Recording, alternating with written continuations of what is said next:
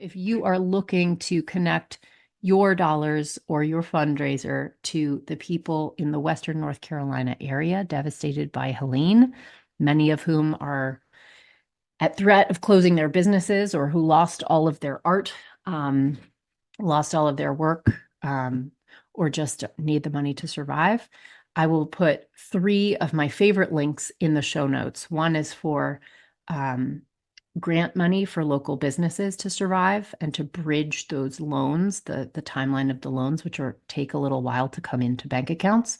Many businesses can fail during that time period. And so grant money is critically important to help the businesses here survive.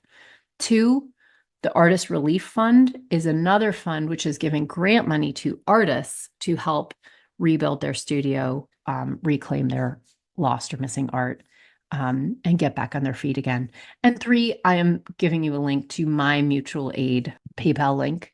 Again, this is my it is my business link. I am eating the fees myself, but all the funds that you donate to my Sunlight Tax PayPal. And yes, put a little note on there as you give it that it's a gift.